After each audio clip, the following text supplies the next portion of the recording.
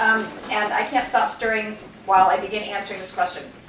The question was, do I really enforce nap time? This is the 2-hour period during which the children are in their rooms, not interacting with their parents or any other adult in the house.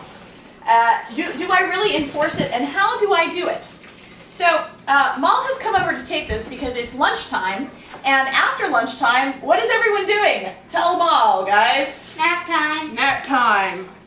Nap time. This is Ben. While I fix lunch, Dan is finishing up his math.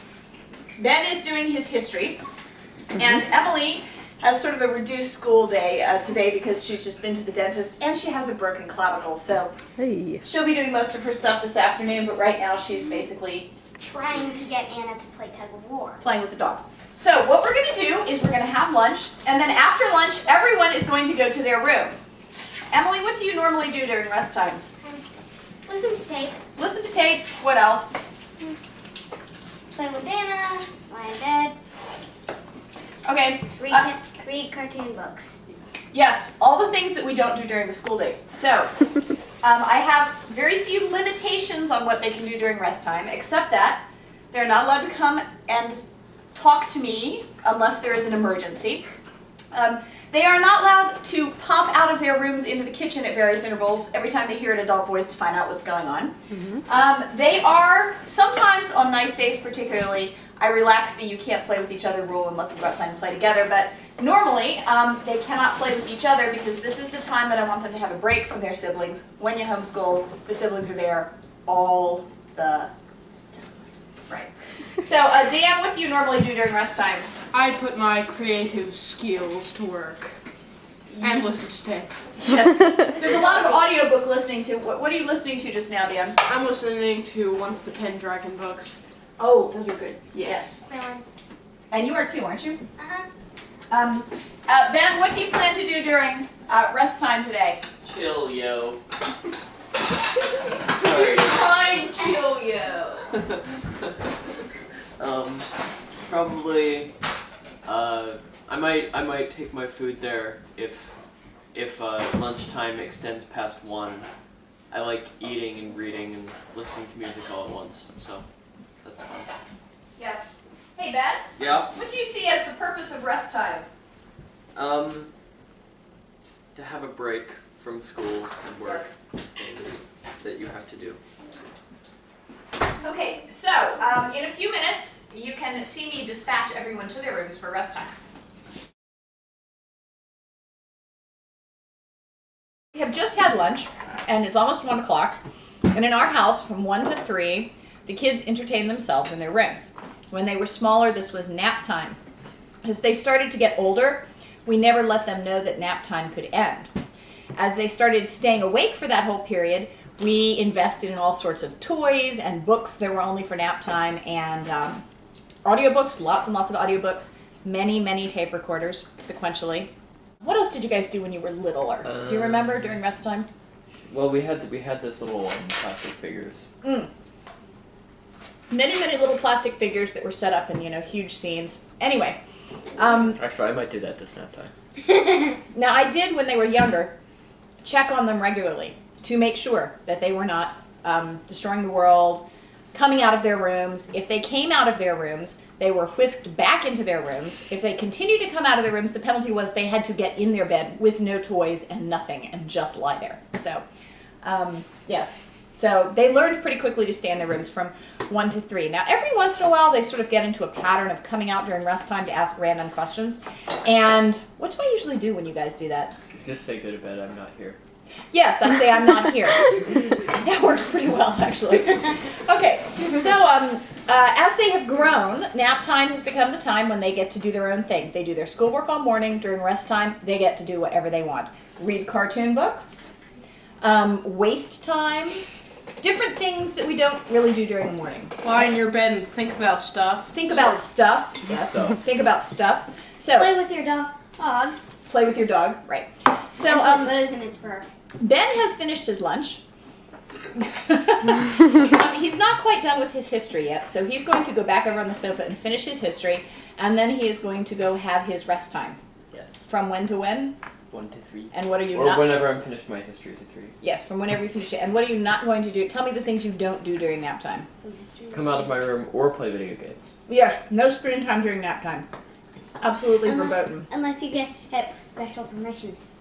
Unless you break something. Yes. Go over and do your history. We will see you in a few minutes when you're having nap time to find out what you're doing.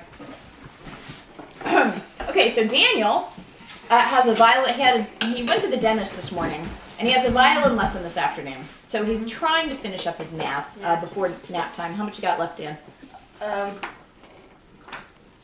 Some. How I much? have some stuff left. How much do you think?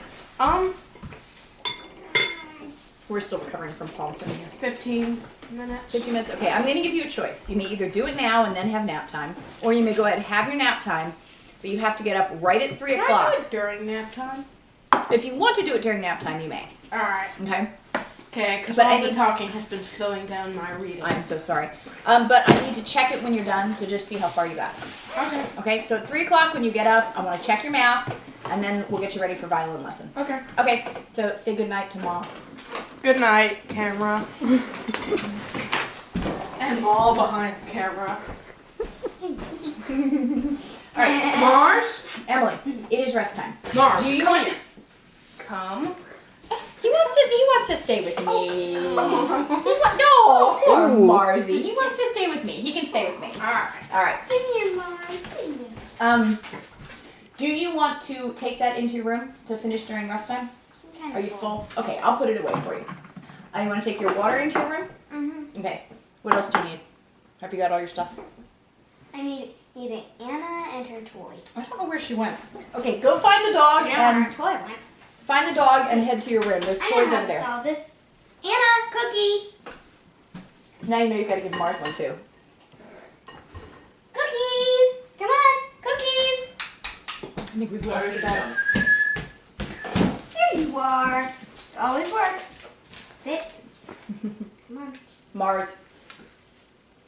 gently. All right, Em, head to your room. All right, so on the question of enforcement, obviously when the kids are smaller and when the kids are older, the enforcement is different. When they're smaller, you set physical boundaries. I would pick them up and carry them back to their rooms and put them in their beds. But both then and now, I think part of what that question involves is what your family dynamic is. I do sometimes have people say to me, you know, how do you enforce nap time? How do you get your kids to do your work? And I'm a little puzzled to know what to answer to that question because I tell them to do it. You know, we don't have that sort of relationship where if I tell them to do something, I'm then helpless if they don't do it. I think all families have their no-go areas, and for us, you know, directly defying something that I tell them to do that's part of our family routine, it just doesn't happen. So now, in terms of enforcement, I tell them to go to their rooms. If they do consistently come out, eventually there would be a penalty. And, you know, for the boys, that tends to be you lose a screen time token. So you lose half an hour of computer time. I was going to say I'm not sure what it would be for Emily because she does not generally defy us in that way. So if she continued to come out, she would lose a privilege. She would go to bed early. I would go back to the remedy of putting her in her bed and saying, you know, if you're not old enough to play quietly in your room, I'm going to put you in bed and we'll just have to lie there. But so it's not something that we have had too much trouble with. Apart from the popping out of their rooms to say hello, sort of, it kind of builds up gradually. And then one day I realized I can't walk through the kitchen during nap time without children popping out of their rooms to say hello. And we have to sort of crack down on that. But generally, I have found they really enjoy rest time. They like the break. They like knowing that in the middle of a school day, which is fairly busy, they're going to have 2 hours in which they can do whatever they want. And they don't have to do chores. They don't have to entertain their siblings. That time is theirs. So as they've grown, they've started to view nap time more the way I have. 2 hour break in the middle of the day. It's like a mental siesta. So.